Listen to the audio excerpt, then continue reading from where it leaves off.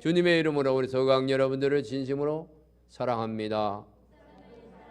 예, 감사합니다. 오늘 본문 여러분 편안한 자세로 저를 쳐다보시고 오늘 본문의 말씀을 통해서 요셉처럼 살리는 자가 됩시다. 그렇습니다. 우리 서로 인사하도록 하겠습니다. 잘 오셨습니다. 사랑합니다. 살리는 자가 됩시다. 할렐루야. 그렇습니다. 사람을 죽이는 자가 있고 사람을 살리는 자가 있습니다. 말로 죽이고 물질로 죽이고 기구로 죽이고 육과 영과 몸을 죽이고 또한 몸과 영과 마음을 죽이는 자들이 있습니다. 여러분, 죽이는 자가 아니라 살리는 자가 되어야 될 줄 믿습니다. 할렐루야. 지난 주일에 이어서 오늘 요셉처럼 살리는 자가 되자. 지난 주일에는 잃어버린 자를 찾아 구원하자는 말씀을 드렸습니다. 예수님께서 비유로 말씀하시기를 100마리 양 중에 한 마리가 잃어버렸다면 그 한 마리를 찾기 위해서 99마리를 놔두고 한 마리를 찾아 헤맨다고 그랬습니다. 그리고 찾으면 너무 기뻐서 잔치를 한다고 했습니다.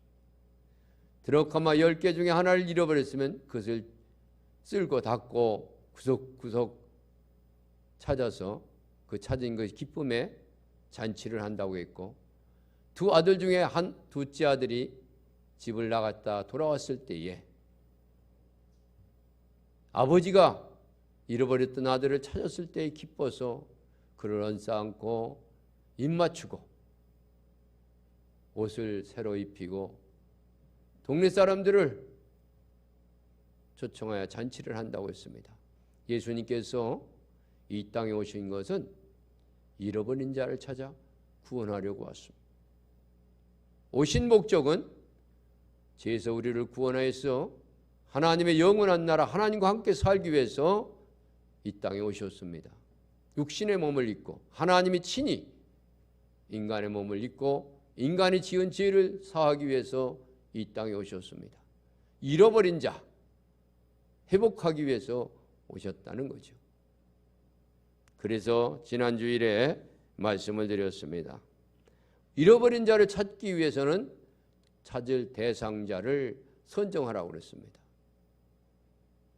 다 여러분들은 연초에 선정하셨고 선정하지 않은 분도 간혹 있겠죠. 선정했으면 위에서, 왜냐하면 우리의 힘으로 못하는 것이 있기 때문에 기도하자고 그랬습니다. 그를 위해서 기도하고 어떻게 그 영혼을, 잃은 영혼을 다시 회복시키고 찾을까 기도하자고 그랬습니다. 기도했다고 하면 열심으로 데려와야죠. 그러기 위해서는 먼저 감동을 시켜야 돼요.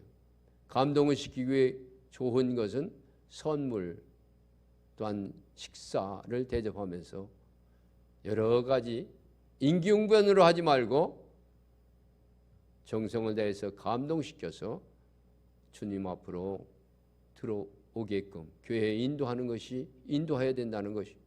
근데 그 인도하는 것이 보통 쉬운 것이 아닙니다. 짐승 하나도 끌고 오기가 힘드는데 자기 멋대로 사는 사람을 끌고 온다는 건 힘든 일이죠. 그래서 끝까지 포기하지 말고 데려와서 그 영혼을 살려 영생을 얻게 해야 될 줄 믿습니다. 할렐루야. 이러기 위해서 주님이 오셨다는 거죠. 그래서 오늘 다시 계속해서 주님이 오신 뜻, 다른 말로 말하면 죽을 자를 살리러 오셨다는 거죠. 그렇습니다. 오늘 요셉도 본문에 보면 죽으려고 하는 자를 살리는 역할을 했습니다. 그래서 오늘 본문의 말씀을 통해서 요셉처럼 살리는 자가 되자. 다 같이 살리는 자가 되자.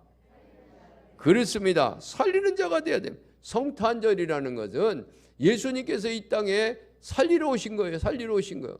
죽은 영혼을, 죄 지은 영혼을 살리러 오셨다는 거죠. 그래서 우리가 그 의미를 깨달아야 되는 거예요. 왜 오셨는가? 무엇 때문에 오셨는가? 요셉은 아무렇지도 않게 무심코 행한 일이 역사를 바꾸는 경우가 종종 있습니다. 아브라함이 그렇습니다. 아브라함 자손 요셉이거든요. 그런데 아브라함도 무식 중에 자기가 한 일에 역사를 바꾸는 일을 했습니다. 지금 지구상에 전쟁이 계속되고 있는 나라가 있습니다. 물론 우리도 종식은 되지 않았지만서도 전쟁을 하지 않고 있지 않습니까? 그러나 계속 전쟁하는 나라가 있죠. 이스라엘 나라와 중동이죠. 이 중동 문제가 대단히 문제가 되고 있죠. 이스라엘과 아랍의 문제죠. 그래서 세계에 아주 떠들썩하게 하는 문제가 일어났다고 한다면 그것은 곧 이스라엘과 아랍과의 관계에서 일어난 일들이죠. 아주 지구를 시끄럽게 합니다. 인류 역사의 마지막 전쟁은 아마겟돈 전쟁이라고 하죠. 이스라엘 나라와 아랍의 이렇게 전쟁이 마지막 전쟁이 될 것입니다. 그런데 이 불씨를 누가 만들었습니까? 아브라함이 만들었습니다. 그렇습니다. 아내 사라가 아이를 낳지 못했습니다. 알다시피. 그래서 이 사라가 그의 몸종 하갈을 아브라함에게 넣어주었습니다. 그래서 당시 중동의 그 법은 그런 것이었습니다. 종이 아들을 낳아도 그 종의 낳은 아들이 주인의 것입니다. 물론 하갈이 아들을 낳았죠. 그런데 그 아들은 누굽니까? 이스마엘이죠. 이스마엘은 그의 주인은 누구냐? 아브라함이죠. 또 하갈이 아니라 립과죠. 그렇습니다. 사라죠. 죄송합니다. 사라죠. 그런데 그는 하갈은 양육권은 있어도 그리고 그 소유권은 없죠. 사라가 소유권을 가지고 있는 거죠. 그런데 사라가 아이를 잉태했습니다. 이스마엘을 낳고 하갈이 이스마엘을 낳고 사라도 아기를 잉태했습니다. 그 아기가 누굽니까? 백세에 난 이삭 아닙니까? 그래서 이삭과 이스마엘 간의 분쟁이 지금도 이어지고 있는 것이죠. 이것이 중동 전쟁의 불씨가 된 거지요. 오늘 본문도 그런 얘기입니다. 요셉의 작은 행동 하나가 세상에 큰 일을 만들었다는 거죠. 그런 이야기가 오늘 말씀을 드리려고 합니다. 하나님이 시대마다 쓰시는 사람이 있습니다. 하나님은 어떤 사람을 쓰십니까? 한마디로 말해서 하나님은 의로운 자를 쓰셔요. 다 같이 의로운 자를 쓰신다. 그렇습니다. 하나님은 의로운 자를 쓰십니다. 여러분 성경에 보면 노아도 의로운 자라고 했습니다. 창세기 7장 1절에 이번 주 수요일 날 이제 노아에 대해서 말씀을 드립니다마는 그 창세기 7장 1절에 보면 여호와께서 노아에게 이르시되 너와 온 집은 방주로 들어가자. 네가 이 시대에 내 앞에서 의로움을 내게 보았음이니라. 의로운 자, 의로움을 보았다고 했습니다. 그렇습니다. 하나님은 수많은 사람들 가운데 아브라함을 택해서 사용하는 것도 아브라함이 의로웠기 때문에 그렇습니다. 창세기 15장 6절에 보니까 아브라함이 여호와를 믿음에 여호와께서 그를 의로 여기시고 그를 의로 여기셨다고 했습니다. 노아도 의로운 사람이었고 아브라함도 의로운 사람이었기 때문에 하나님 쓰셨어요. 근데 오늘 본문에 보면은 요셉도 19절에 보니까 뭐라고 했어요? 의로운 사람이라고 했습니다. 그렇습니다. 요셉은 의로운 사람이라 저가 드러내지 아니하고 가만히 끊고자 하여라고 했습니다. 그렇습니다. 오늘 내용은 여러분 잘 알다시피 요셉과 마리아가 정혼을 했다고 했습니다. 정혼이라는 것은 우리나라의 약혼과 똑같죠. 결혼하기 전에 이제 결혼한다고 약속하는 것을 정혼, 결혼, 약혼이다 그렇게 얘기하죠. 그런데 약혼한 것과 같은 것인데 한 번도 잠자리를 한 적이 없습니다. 그런데 마리아가 덜컥 임신을 했습니다. 오늘 성경은 이렇게 말하고 있습니다. 18절에 예수 그리스도의 나심은 이러하니라. 그의 모친 마리아 요셉과 정혼하고 동거하기 전에 성령으로 잉태된 것이 나타났더니 그 남편 요셉이 의로운 사람이라 저가 드러내지 아니하고 가만히 끊고자 하여. 하나님은 의로운 사람을 쓰시는데 과연 어떤 사람이 의로운 사람인가? 의로운 사람은 어떤 사람이 의로운 사람입니까? 의로운 사람들의 특징을 보면 두 가지가 있습니다. 하나는 순종의 사람입니다. 다 같이 순종의 사람. 그렇습니다. 의로운 사람의 특징은 순종의 사람이라는 거죠. 여러분 노아가 산꼭대기에 배를 만들려고 그랬습니다. 그런데 아이고 그거 산꼭대기다 배 만들어서 어떡합니까? 바다 옆에다 아니면 냇가 옆에다 만들어야지 어떻게 산꼭대기다가 배를 만듭니까? 따지거나 또한 불순종하지 아니하고 순종했다는 거죠. 또 백설에 난 아들 이삭을 아브라함 바치라고 하나님 명령하실 때 그건 하나님 말이 맞지 않습니다. 어떻게 백세에 이렇게 아들을 주고 또 잡아서 죽이라고 합니까? 불평하지 아니하고 순종했다는 거죠.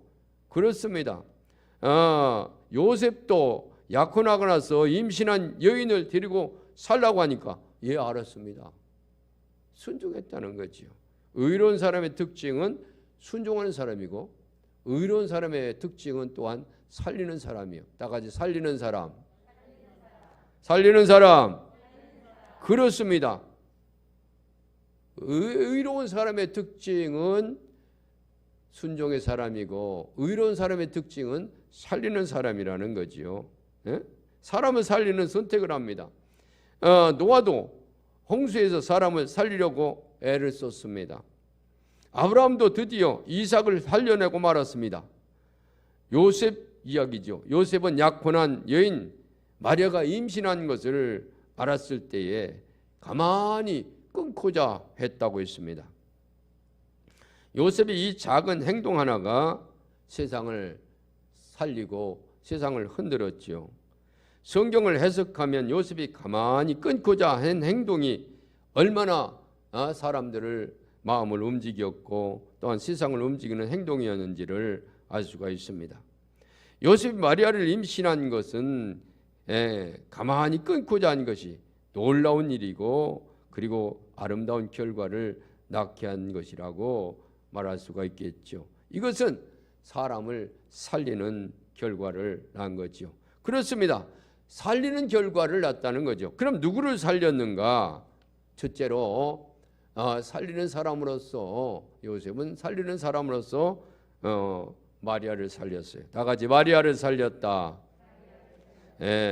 요셉은 의로운 사람이라 드러내지 않고 가만히 끊고자 했다고 했습니다. 무엇을 드러내지 않았다고 했습니까? 마리아가 임신한 것을 드러내지 않았다는 겁니다. 요셉이 약혼을 하고 마리아와 약혼을 했습니다. 아직 결혼하지 않았습니다. 같이 산 적이 없습니다. 그런데 임신했다는 거예요. 율법으로 신명기서에 보면 율법으로 처녀가 임신하면 돌로 쳐 죽이라고 그랬습니다. 처녀인 여자가 남자와 약혼한 후에 어떤 남자가 그를 성읍에 중에서 만나 통관하면 너희는 그를 둘 다 성읍 문으로 끌어내고 그들을 돌로 쳐 죽일 것이니 그 처녀는 성읍 중에 있으면서도 소리를 지르지 아니하였으며 남자는 그 이웃의 아내를 욕보였음이라. 너는 이같이 하여 너희 중에 악을 지어할지니라 하고 신명기 22장 23절 24절에 이야기하고 있습니다. 그렇습니다. 요셉이 마리아가 임신했다고 한마디만 말하면은 마리아는 돌에 맞아 죽을 수밖에 없습니다. 죽었죠. 성경에도 보면 예수님께서 말씀을 전하실 때에 가늠하다 현장에 잡힌 여인들을 질질질 끌고 왔습니다. 성경에 보면 모세율법에 보면 이런 자를 돌로 쳐 죽이라고 했습니다. 예수님 죽일까요? 살릴까요? 살리러 오신 예수님께서 살리지 죽이라고 하겠습니까? 그러나 율법의 사람 바리새인들과 서기관들은 죽이라 그러죠. 그렇습니다. 요셉도 아니 약혼하고 아기를 덜렁 낳았으니 이거 어떻게 해요? 동네 사람들에게 얘기해야 될 거 아니에요. 입이 방정이지 않습니까? 임금님 머리를 깎는 이발사가 어느 날 이발을 하다 보니까 임금님께가 당나귀잖아요. 말 안 할 수가 없지. 그래서 말 안 해가지고 속이 그냥 텅 비어가지고 속이 상해가지고 이걸 말하고 싶은데 말할 수가 없잖아. 죽을까봐. 그래가지고 어디 가서 구멍나무 앞에 가서 임금님기는 당나귀, 임금님기는 당나귀. 그래서 구멍나무도 너무 답답해가지고 구멍이 뽁 떨어졌다고 하네요. 여러분, 그런데 가만히 끊고자 했다고 했습니다. 가만히 끊고자 했다고 했습니다. 드러내지 않았다고 했습니다. 한마디 말하면 죽을 수밖에 없는데 말하지 않았다는 거예요. 요셉은 조용히 파혼하기로 작정했습니다. 마리아의 잘못을 감싸는 모습이 역력하게 드러내 볼 수가 있습니다. 사람을 살리는 것이 의로운 것입니다. 요셉은 드러내지 않는 것이 또 있습니다. 약혼한 것을 드러내지 않았다고 했습니다. 정혼한 것을 말하지 않았다고 했습니다. 여자가 남자 없이 임신한 것도 도저히 상상할 수 없습니다. 요셉은 이렇게 생각했습니다. 마리아는 나와 약혼했지만 틀림없이 나보다 더 좋아하는 사람이 있었을 것이다. 남자가 있었을 것이다. 부모의 간청에 의해서 할 수 없이 결혼은 약혼을 했지만서도 사랑하는 남자가 있다. 태 속에 있는 아기가 분명히 그 남자의 아들일 것이다. 얼마나 고민했겠는가. 내가 약혼한 것은 드러내지 않고 가만히 있으면 끊으면 마리아는 얼마나 속이 시원하겠는가. 마리아와 관계한 그 남자도 얼마나 마음이 안정되겠는가. 나 한 사람만 조용히 있으면은 두 사람이 다 사는데 내가 조용히 있자. 요셉은 속으로 생각했던 것이죠. 이런 자세가 바로 의로운 자라는 겁니다. 나는 아파도 저 사람은 좋으면 내가 물러가겠다는 겁니다. 주기만 하고 받지 않겠다고 하는 그런 것이 의로운 것입니다. 요셉의 의로움이 마리아를 살렸습니다. 그리고 두 번째로 살린 사람이 있죠. 온 인류를 구원하신 예수님. 다 같이 예수님을 살렸다. 그렇습니다. 요셉의 의로움은 예수님을 살렸습니다. 요셉의 하나님의 뜻에 순종했습니다. 요셉은 약혼한 여자가 임신한 것을 알았을 때에 가만히 끊고자 했다고 했습니다. 그때 천사가 나타나서 이렇게 말했습니다.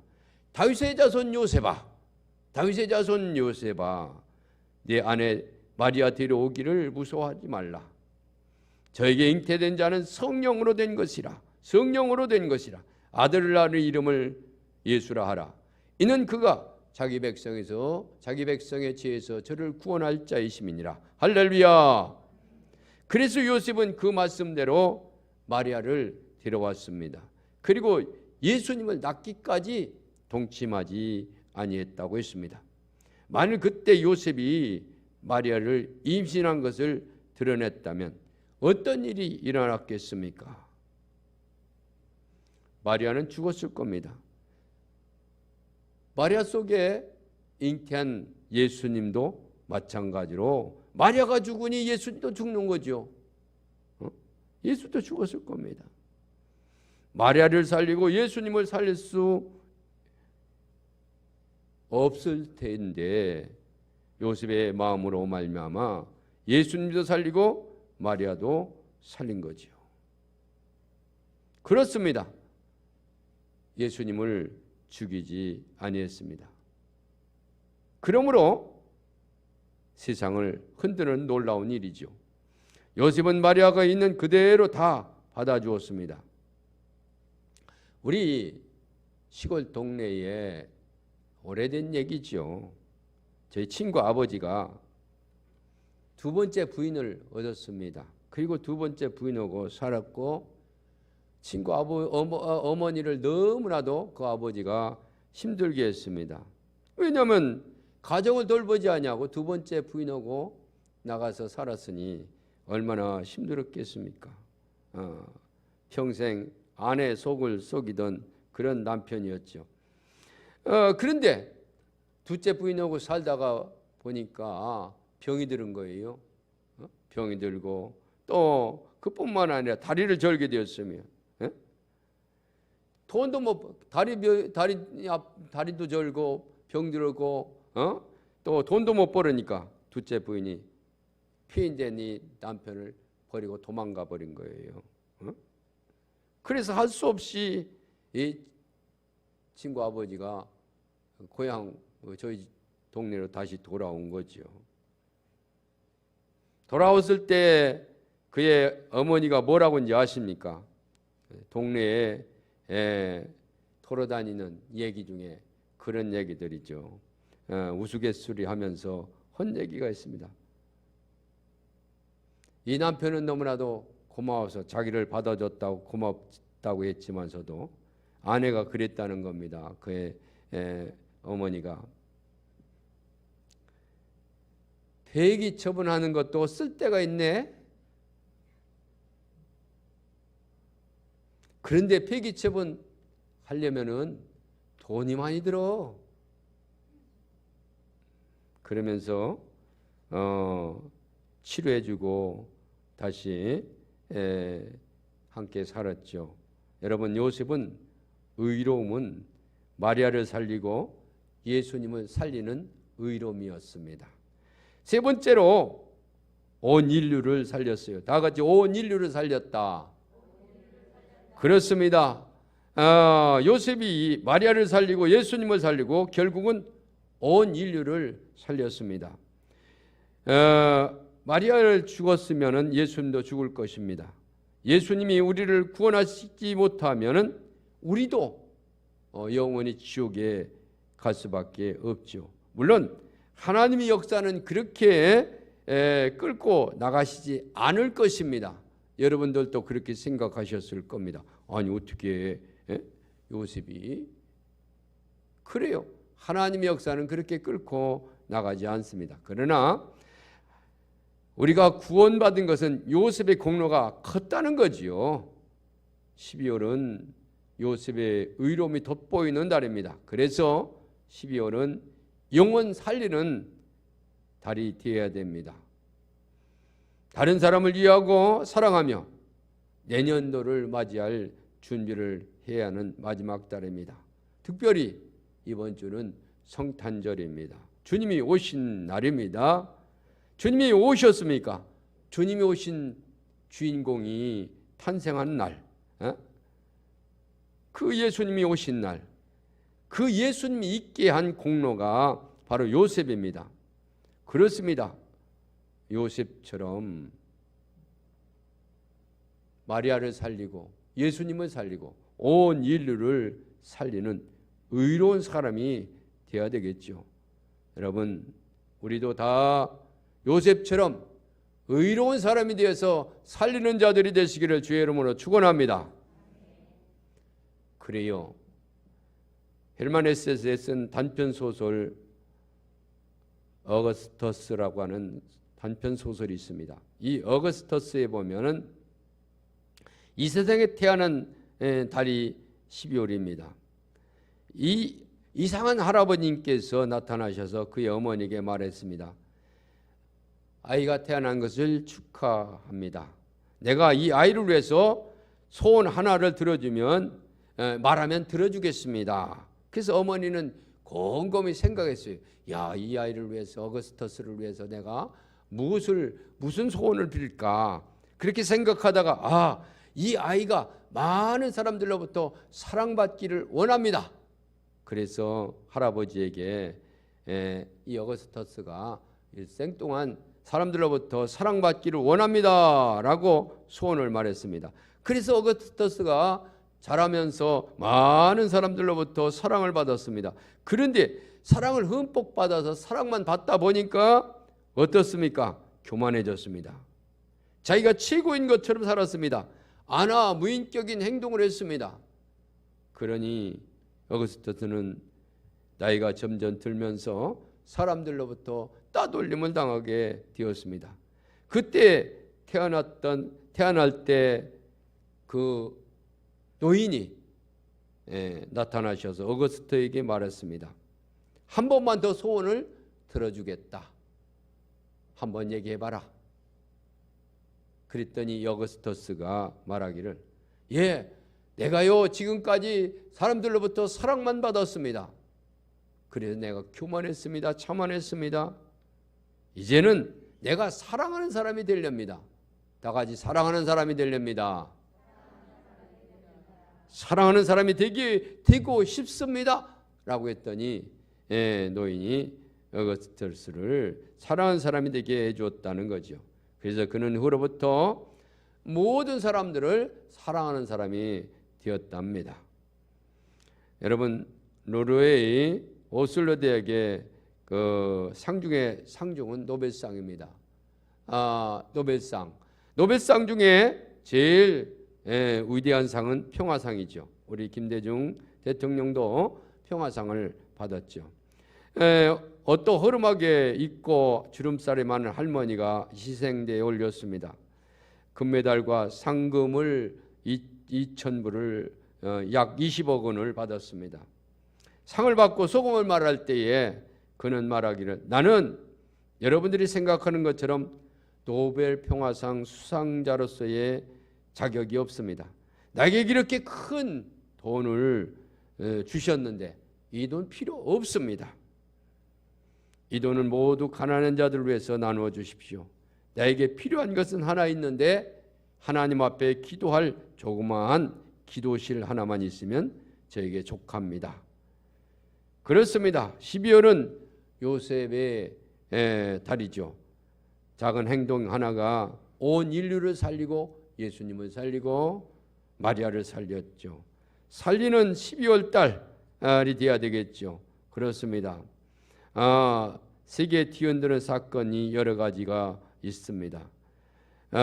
여러분 잘 알다시피 그 중국의 제일 액션 스타 성룡이 전 재산 4천억 원을 사회에 기부했습니다. 알고 보니 성룡은 어릴 때에 가난하고 병들어서 죽을 뻔했는데 그 한 부자가 그를 살려주었습니다. 그래서 그가 성장해서 액션 스타가 되었고 큰 부자가 되었죠. 그러면서 그는 말하기를 자녀에게는 능력을 줘 내보내고 돈은 사회로 돌린다. 일생 빈손으로 왔다가 빈손으로 가는 것이다. 나는 나를 살린 사회에 내 모든 것을 바친다. 그는 일생 동안 사회에 기부를 많이 하고 세계 기부 10명 10인 중에 하나가 되었습니다. 그는 그의 전 재산을 다 살리는 데 사용했습니다. 2008년도에 중국 지진 때 14억을 보냈고 우리나라 서해안에 2009년도죠. 서해안에 바다 기름 유출 사고 때도 1,000만 원을 보냈습니다. 이번 코로나로 말미암아 연예인들이 기부를 많이 했습니다. 기부는 뭡니까? 어려운 자를 돕고 죽어가는 사람을 살리는데 쓰라고 내는 돈이죠. 유재석이 1억을 냈고 이병헌도 1억, 김우빈도 1억, 유해진은 5천, 서린아는 1천만 원, 혜리는 1억, 서장훈도 1억, 박보영은 5천, 아이유는 2억, 신민환 1억, 강호동이 이승기, 송가인은 그 메이크업에 나오는 수입 중에서 다, 송중기는 1억, 김혜수도 1억, 김연아도 1억, 박준서, 모든 수많은 사람들이 또 김희선 2억, 박명수도 마스크 2만 장, 송예진도 1억, 장우선, 김우중, 송강, 봉준호 감독도 각각 1억씩, YTV 인터테인먼트는 5억, 수많은 연예인들이 이 코로나로 말미암아 기증을 했습니다. 여러분 특이한 것은 특이한 사람들이 눈에 띄는데 문영근은 소득의 30%를 주면서 살았습니다. 또 10년 동안 30억을 줬다고 합니다. 그리고 2위는 김장훈으로서 소득의 90%를 주면서 살았습니다. 2억을 벌면 1억 8천만 원을 나눠주는 해도 있었다고 합니다. 3위는 김재동이죠. 20%를 기부하면서 살았습니다. 그런데 수많은 돈을 벌면서 기부하지 못한 사람들도 많이 있죠. 그렇습니다. 12월은 살리는 달이죠. 예수님께서 살리러 오셨지 않습니까? 우리도 살리는 방법이 이렇게 기부하는 것도 있고 말로 하는 것도 있고 어떤 기술로 하는 것도 있습니다. 많은 것들이 있지만서도 특별히 우리는 영혼을 구원해야 됩니다. 살리기 위해서 여러분 기도 작정하고 기도하신 분, 또 가정 아직도 희귀한 가정의 식구들을 모시고 해야 됩니다. 그래서 영혼을 불씨를 놓아야 될 거 아닙니까? 살리는 일을 해야 될 거 아닙니까? 예수님이 오신 날을 축하하면서 우리가 오신 목적을 올바로 알지 못하면 안 되겠죠. 예수님께서 오시는데 가장 큰 공로를 한 사람은 요셉입니다. 요셉처럼 우리도 가만히 일해야 됩니다. 사람을 살리는 일을 해야 됩니다. 하나님이 큰 영광을 받으실 겁니다. 요셉이 가만히 끊고자 했습니다. 가만히 끊고자 한 것은 조용히 움직임은 가만히 끊고자 했다는 것은 조용히 움직였다는 것이고 조용히 움직였다는 것은 움직임으로 마리아를 살렸습니다. 예수님을 살렸습니다. 온 인류를 살렸습니다. 우주를 변화시켰습니다. 떠들썩하게 행동한 것이 아닙니다. 조용히 행동했습니다. 여러분 시냇물은 졸졸졸 흐르지요. 제가 포천에 있는 수도원에 가서 3박 4일을 있었을 적이 있는데 옆에 냇가가 있는데 물이 절절절절 잠자면서도 절절절절 소리가 나가지고 잠을 자려면 시끄러운 소리로 들려요. 그런데 강물은 소리 없이 흐릅니다. 큰일은 소리 없이 이루어집니다. 비행기 소음은 엄청납니다. 특별히 우리 평택은 비행장이 있어서 얼마나 큰 소리가 나는지 몰라요. 그런데 지구 덩어리는 평택보다 몇 수억 크지만서도 이 지구가 돌아가면서 소리나는 소리 들어보았습니까? 요셉은 가만히 끊고자 했습니다. 소리 없는 그의 행동이 온 우주를 변화시켰다 그 말입니다. 그때만 요셉이 소리를 냈더라면, 임금님께는 당나귀기, 임금님께는 당나귀 소리를 냈더라면 마리아도 죽고 예수님도 죽고 우리 모두가 지옥 갈 뻔했습니다. 소리 없고 행동만 있었습니다. 요셉은 온 인류를 살리는 의로운 행동을 했습니다. 요셉은 의로운 사람이라 제가 드러내지 아니하고 가만히 끊고자 했습니다. 세상을 흔드는 일입니다. 우리도 세상을 흔드는 일에 동참해야 됩니다. 세상을 흔드는 일은 조용히 의로운 사람으로서 우리 성탄절에 사람을 살리는 일에 동참하는 우리 서강 여러분들이 되시기를 주의 이름으로 축원합니다. 축원합니다.